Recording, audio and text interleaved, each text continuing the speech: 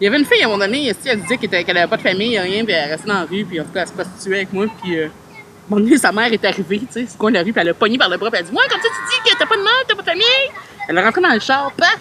Je l'ai plus jamais revue, cette fille-là. Je trouvais que c'est une bonne tactique, là.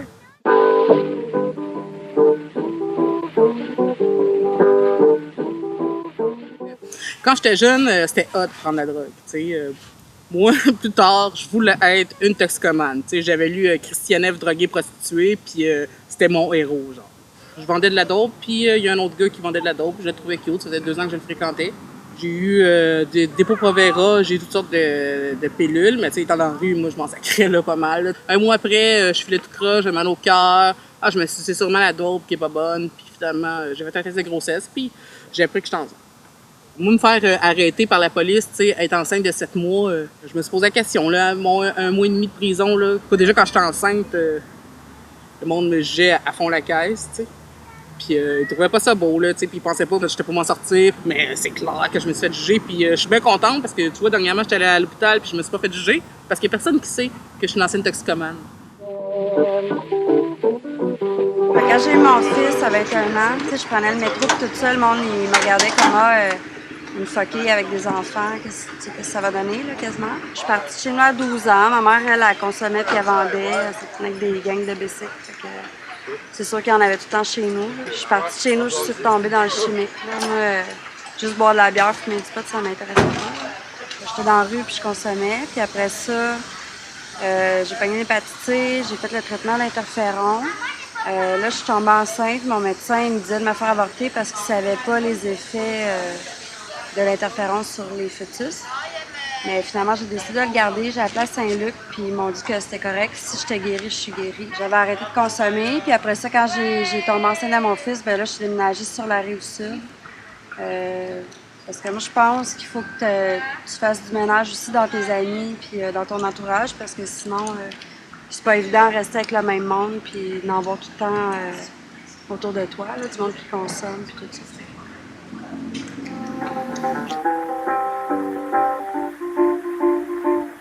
Comment c'est arrivé que j'ai eu ma petite fille? Ben, la manière que j'ai eu ma fille, ça a été bien fun. Si je suis heureux maintenant, je suis heureux, mais c'est certain que le bonheur, c'est des moments, hein, tu sais, dans la journée. Puis, c'est de savoir le savourer, hein. Tu fais pas le parfait bonheur, là, 24/24, là. Surtout quand tu es à jeun, puis tu deals avec tes problèmes. À frette, c'est un autre game. Quand je consommais, j'avais une émotion, c'était la rage. Peut-être de la peine, puis de la fausse joie.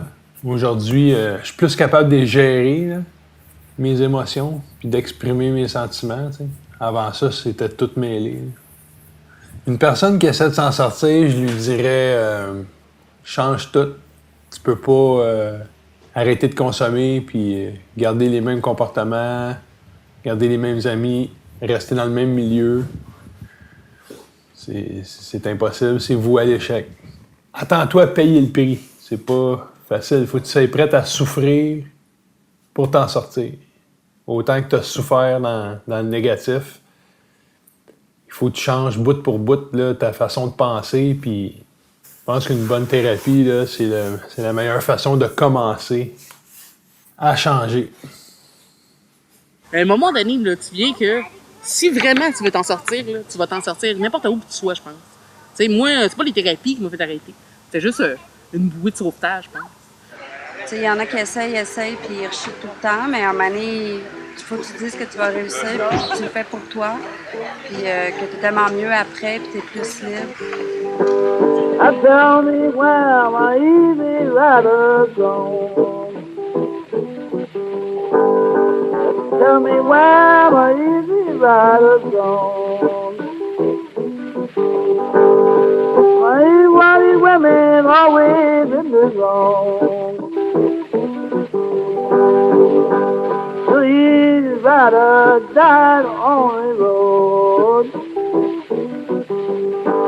And the easy rider